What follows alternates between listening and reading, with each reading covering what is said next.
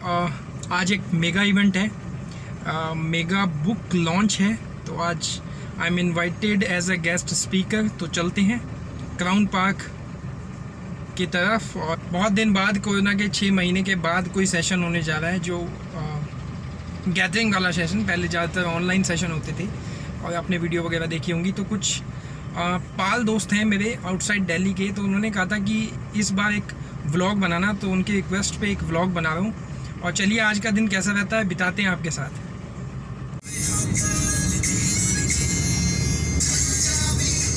Road बिल्कुल खाली है, सुबह का समय है। तो देखिए, और जो लोग कह रहे थे कि दिल्ली के रोड देखने हैं, तो दिल्ली के रोड देखिए, दिल्ली कितनी खाली हो चुकी है कोरोना के बाद। तो एंजॉय करिए इस खाली खाली ड्राइव को मेरे साथ। अभी मैं आपको बता रहा था कि आज बिल्कुल रोड खाली है, लेकिन फिर से फंस गए ट्रैफिक में।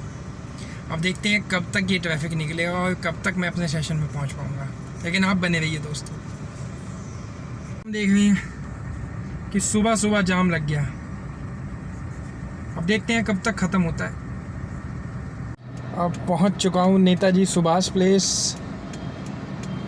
यहाँ पे पेट्रोल पंप पे पेट्रोल भरवाने के लिए रुका हुआ हूँ दोस्तों। और ये डी मॉल है NSP का, mini CP।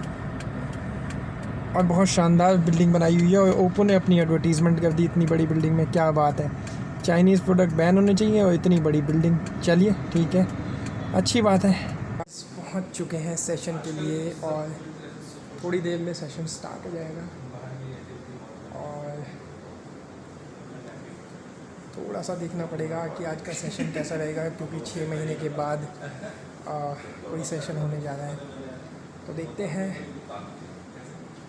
Let's see what happen. लेकिन आज का सेशन मुझे इतना लग रहा है कि 6 महीने के बाद बहुत दोबारा एनर्जी है और बड़ा मज़ेदार होने वाला है। और आप इंजॉय कीजिए यहाँ का। ये एक बुक लॉन्च इवेंट है, मेगा इवेंट है, book launch by one of my friend, and I am invited as a speaker at Crown Park. And let's see, manage करते हैं चीज़ें। बहुत छोटा सेशन है, वैसे मेरे सेशन अमूमन 4 घंटे के होते हैं, लेकिन आज बहुत छोटा सेशन है। तो देखना पड़ेगा क्या छोड़ना पड़ेगा और क्या बोलना पड़ेगा। लेकिन इतना तय है कि मज़ा आने वाला है। आप इंजॉय करते रहिए मेरे साथ। वेट कर रहा हूँ अपने टर्न का।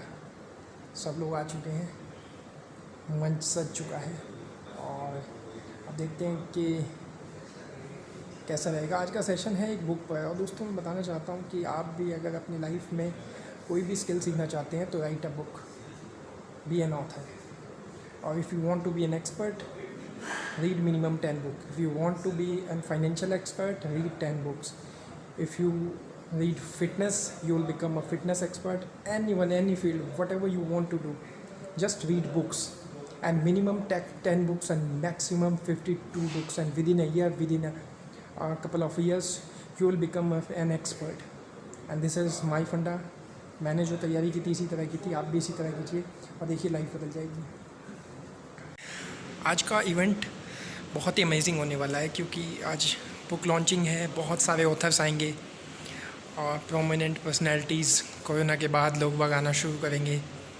तो बहुत ही मज़ा आने वाला है, और मुझे करने में और आपको देखने में। और ये व्लॉग भी मैं काफ़ी दिन बाद, मेरा फर्स्ट व्लॉग होगा। बहुत सारे लोगों की रिक्वेस्ट थी, खासकर कि जो मेरे पाल ब्रदर्स हैं आउटसाइड दिल्ली, छोटे छोटे शहरों में। तो उनका था कि इस बार आप अपने इवेंट में व्लॉगिंग भी करो। तो पहली बार व्लॉगिंग कर रहा हूँ, तो मुझे आइडिया नहीं है। मेरे लोगों को लगता है कि पब्लिक स्पीकिंग बहुत मुश्किल काम है। और दोस्तों, अगर आप नॉलेज गैदर करते हो तो शायद फिर public speaking is not a big task. और सबसे पहले हमें नॉलेज गैदर करनी पड़ेगी कि हम कितनी नॉलेज रखते हैं। अगर हमें अपने सब्जेक्ट की बहुत मास्टरी है, तो फिर पब्लिक स्पीकिंग बहुत ज़्यादा नर्वसनेस की स्टेट नहीं रहती है। लेकिन हमें किसी भी फील्ड को एक्सपर्टीज़ लेवल से करना पड़ेगा, और उसके लिए सबसे अच्छा है कि आप अपना टाइम वेस्ट मत कीजिए, सिर्फ़ और सिर्फ बुक रीड कीजिए। और कम से कम एक टारगेट बनाइए कि आपको हफ्ते में 1 बुक पढ़नी है और साल की 52 बुक पढ़नी है। साल की 52 बुक्स का मतलब होता है you are equivalent to a PhD। और किसी भी सब्जेक्ट में हो, आप मार्केटिंग में हो, डिजिटल मार्केटिंग में हो, पब्लिक स्पीकिंग में हो, स्कूल चलाते हो, शॉप चलाते हो, अगर आप बुक्स पढ़ोगे तो आपकी नॉलेज इन्हेंस होगी दोस्तों। सेशन ऑलमोस्ट स्टार्ट होने वाला है और मुझे भी कुछ ब्रीदिंग एक्सरसाइज कर लेनी चाहिए।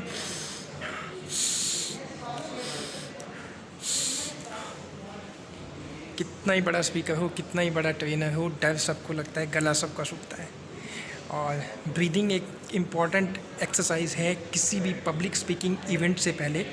अगर आप ब्रीदिंग एक्सरसाइज करते हो तो नर्वसनेस दूर हो जाती है। और दुनिया में कोई भी स्पीकर हो, कोई भी ट्रेनर हो, वो झूठ बोलेगा अगर वो कहेगा कि नर्वसनेस नहीं होती। तो आप भी अपनी नर्वसनेस को दूर कर सकते हैं कुछ डीप ब्रीदिंग लेकर, अगर आप पब्लिक स्पीकिंग इवेंट में जाना चाहते हो। अब माइंडसेट है क्या, बात करते हैं माइंडसेट पे। एक बार एक सब्जी वाला एक अपार्टमेंट के बाहर सब्जी बेच रहा था और उसने बोर्ड लगाया हुआ था फ्रेश वेजिटेबल सोल्ड हियर। तो एक मोहतरमा आती है, वो बोलती है भैया जब तू सब्जियां बेच रहा है तेरी सब्जी भी फ्रेश है तो फ्रेश क्यों लिखा हुआ है, fresh vegetable sold here, fresh हटा देना, लोगों को डाउट जाता है। यस मैडम सही बोल रही है, तो उसने फ्रेश हटा दिया। उसके बाद एक और जनाब आते हैं, वो बोलते हैं यार वेजिटेबल ही तो है, वेजिटेबल ही तो है और तो आवाज भी लगा रहा है, वेजिटेबल ले लो, वेजिटेबल ले लो। तो वो क्या कहता है सर, वेजिटेबल हटा। अब फ्रेश वेजिटेबल सोल्ड हेयर में से फ्रेश हट गया, वेजिटेबल हट गया, अब बचा सोल्ड हेयर। आवाज भी लगा रहा है सब्जी ले लो, सब्जी ले लो। तो एक बच्चा आता है सब्जी लेने, नींबू टमाटर लेने, वो कहता है यार चिल्ला रहे हो तो सोल्ड हेयर क्यों लिखा रखा है, बेच ही तो है, सोल्ड हटा, सोल्ड हटा देता है। अब क्या बचता है हेयर। तो एक माता जी आती हैं, बोलती हैं भैया यहीं तो बैठ देर हेयर ही तो हटा दे इसे। तो वो हेयर भी हटा देता है। अब जो बोर्ड बचा वो कैसा हो गया, खाली। एक और आदमी आता है लंबा चौड़ा, तो कहता है अरे मूर्ख, सब्जियां बेच रहा है और खाली बोर्ड लगा रखा है, अरे इस पे लिख दे फ्रेश वेजिटेबल सोल्ड है। और हमारी लाइफ में भी ऐसा ही होता है। ये इट्स ऑल अबाउट माइंडसेट।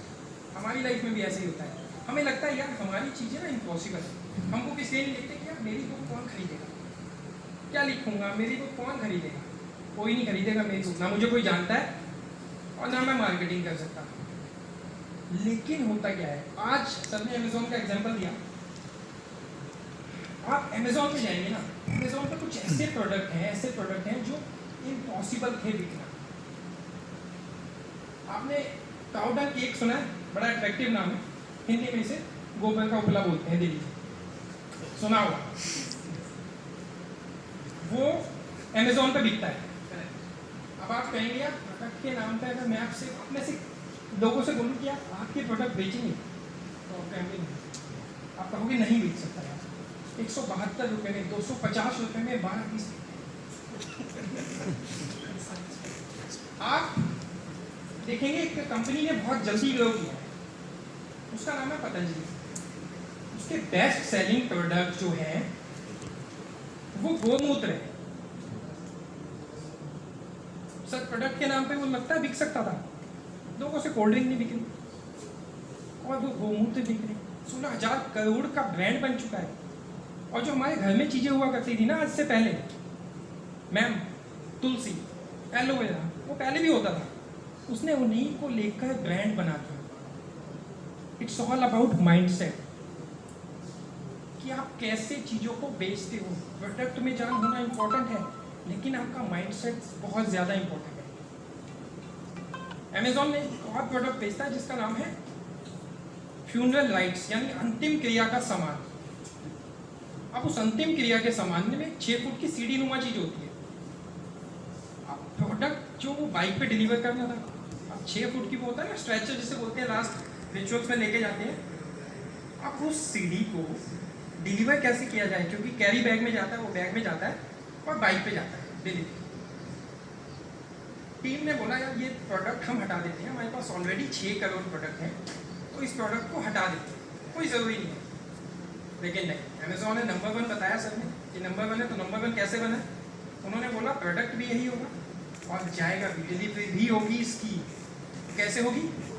उन्होंने उसके 2-2 2.5 फुट के 3 पीसेस किए और उसके साथ 4 डंडे अटैच कर दिए, एक के ऊपर एक रखे और 4 डंडे अटैच कर दिए और वो प्रोडक्ट डिलीवर किया उन्होंने डिलीवरी बैग में।